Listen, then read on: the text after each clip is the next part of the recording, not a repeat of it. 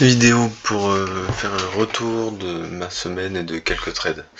Quelque chose d'intéressant à souligner, ça n'a pas été brillant, mais voilà les erreurs qu'on peut faire enfin que j'ai pu faire dans la réévaluation d'un scénario. Je vais faire cette vidéo un petit peu archive pour classifier mes erreurs et essayer de faire un petit feedback dessus. Donc on est sur le graphique du Bitcoin, 2 jours. J'identifie une belle dizaine. Juste ici, on n'est pas loin des élections américaines, hein, on est le lundi matin, donc la semaine démarre et les résultats des élections c'est mercredi. Donc on sait qu'on n'est pas loin d'un gros mouvement, on vient de liquider tous ces highs, récupérer un paquet de liquidités, une grosse trend, tout ça c'est une grosse réaccumulation, on sait qu'on est vraiment pas loin de démarrer le gros mouvement qu'on attend depuis des mois. Donc mon objectif c'était de prendre une position avec levier, donc enfin de prendre une trade là-dessus, et d'arriver à avoir une entrée plutôt fine pour pouvoir faire des belles performances et holder un trade. Donc j'identifie ça. Pourquoi cette demand? Pour moi elle est forte parce qu'on réagit dans cette supply. Tac. À l'intérieur on y voit une distribution, on passe sous la trading range, on réaccumule, on fait ce mouvement haussier. On revient dans cette demand, donc qui a injecté un paquet d'ordre. Donc pour moi cette demand était intéressante à surveiller. On est en 2 jours, je voulais regarder une manipulation en 2 heures. 2 heures, 1 heure, on va voir, on va naviguer sur les time frames, mais dans l'idée c'était ça. Donc ce que je vous disais tout à l'heure, on la voit la distribution, c'était pas mal à aller chercher, c'était pas la plus propre qu'on ait vue, mais dans l'idée, on en avait un buy climax ici, automatique rally, on crée de la liquidité, on liquide, on n'a toujours pas de break of structure, spring, UTAD spring, la cassure se fait là, on prend pas la tillère, on joue avec, on retrace un petit peu, voilà, et justement on recrée de la liquidité dessus, le prix est très lent, bon, on observe une accumulation ici, on vient réagir dans le preliminary support et on repart. C'est pour ça que je trouvais ça plutôt intéressant. Donc lundi matin, voici où on en est. Donc mouvement très impulsif que j'hésite en fait. J'hésite à classer ça comme une trading range. Je me dis, on va voir ce que ça peut nous donner, mais bon, c'est quand même spécial. Après, avec le graphique du Bitcoin, on s'attend à tout. Il y a des mouvements très impulsifs, il peut y avoir un paquet de volatilité, mais bon, dans l'idée c'était ça. Ici, on me crée, pour moi, on a une jolie zone de liquidité. Donc je la trace, on vient liquider, mes alertes sonnent, et donc qu'est-ce que j'attends? Soit un spring, soit un break. Donc on fait le deuxième mouvement de liquidation. Pour moi, le BOS doit se trouver là. Donc si on vient casser ça, on change de sens. C'est fait, on change de sens, à ce moment-là je suis rentré. Je prends une position comme ça. Exactement. Pour aller chercher au minimum la trading range, pour pouvoir se protéger comme il faut et monter. Donc, c'est pas tout à fait ce qui nous fait le prix, il est quand même assez impulsif, mais il revient juste ici pour refermer des positions et repartir à la baisse. Voilà, là, ici il me liquide.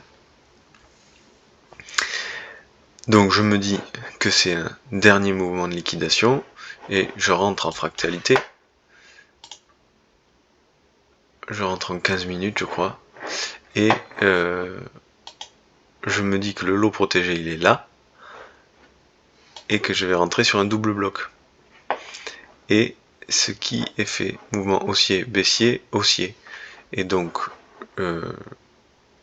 je sais plus exactement, mon track record me le dirait un petit peu mieux, mais dans l'idée mon entrée je crois qu'elle se fait comme ça. Voilà.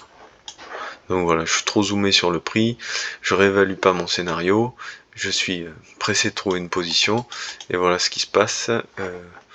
Oui, ouais, exactement, ok. Et je me fais sortir une deuxième fois. Et donc, en dézoomant un petit peu, chose que j'ai pas su faire après 2 liquidations, 2 SL dans la même journée. On est dans une dizaine de jours, on l'oublie pas. On va repasser en 2 heures, voire 1 heure. Donc vous allez voir, c'est un petit peu plus clair.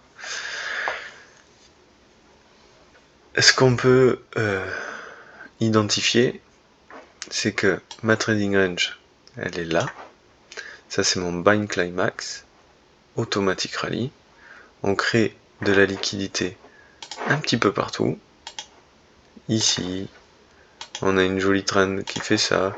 Et on vient chercher de la liquidité un petit peu partout. Et donc, si ça, c'est le bind climax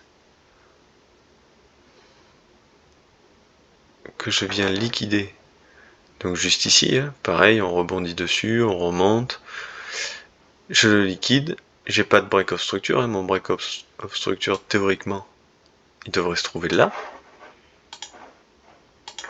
mais on a ce dernier mouvement de liquidation, donc là on identifierait un spring qu'on pourrait mettre ici, et donc si on vient casser ça, le mouvement de liquidation s'est effectué.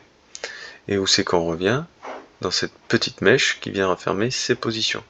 Donc c'est quand même assez précis, il faut que je sois un petit peu plus attentif à la mitigation des demons, comment est-ce qu'on pouvait raffiner ça au mieux, mais voilà, mon erreur c'est de ne pas être venu raffiner tout ça, pour avoir une entrée beaucoup plus précise. Il faut que je me concentre beaucoup plus sur mes zones d'intervention que ce que je fais, ça me donnerait beaucoup plus d'indications, et certainement que je me serais pas fait liquider sur ces niveaux-là. Poursuivons. Donc, chose que j'ai pas su faire, je disais, on dézoome, on liquide, le break of structure est là, il est propre, on revient dans ma zone d'intervention, tac, juste ici, refermer les dernières positions, donc on aurait pu prendre plein de positions intéressantes, on aurait pu rentrer en double bloc, au retour du mouvement de liquidation, le break of structure il s'est vu, ça marchait, et à minima aller jusqu'à la trading range. Donc, ce qu'on aurait pu faire, ce que j'aurais dû faire, en réévaluant le scénario, c'est faire ça. On aurait été déclenché, et on partait. On aurait cassé la trading range, on serait forcément passé BE. BE où on se serait mis là, je pense. Et voilà.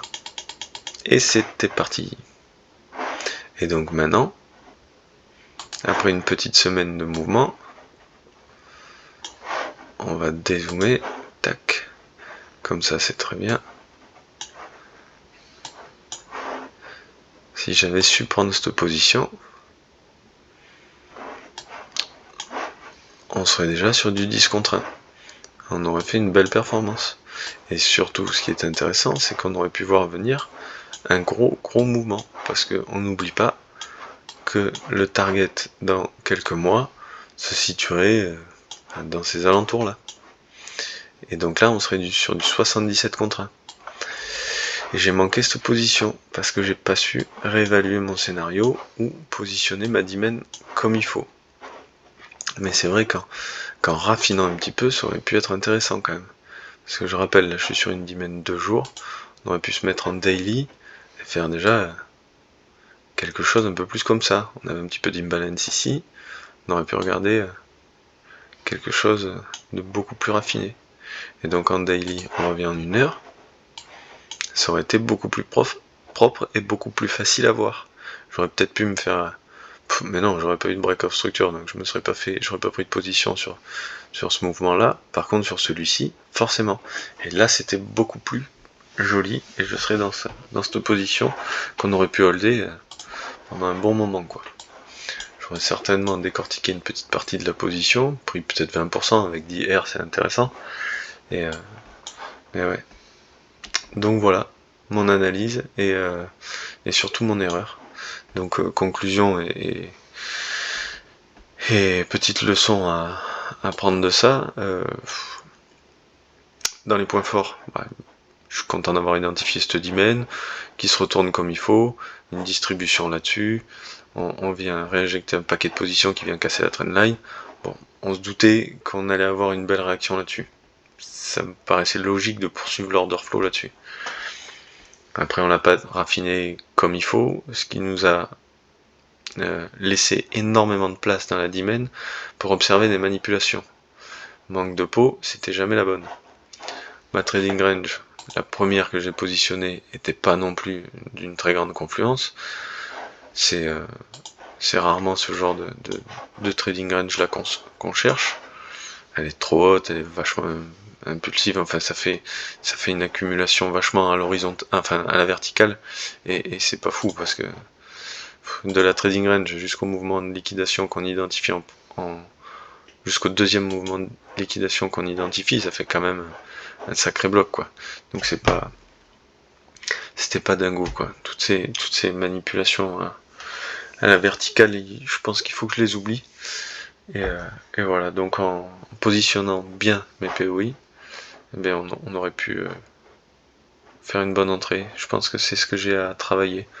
Après, l'accumulation, c'est pas la plus jolie qu'on ait vue, mais ça marchait bien quand même, quoi. Ça marchait bien quand même. On aurait été juste devant là, notre zone d'intervention, on aurait vu ce joli mouvement impulsif, création de liquidité là, une trendline là, on s'arrête juste un petit peu avant le bind climax, pam, on vient liquider, ouais. Franchement, ça c'est une position que j'aurais dû attraper, quoi. Mais la zone d'intervention était pas folle. Donc à retravailler, et voilà, à retravailler.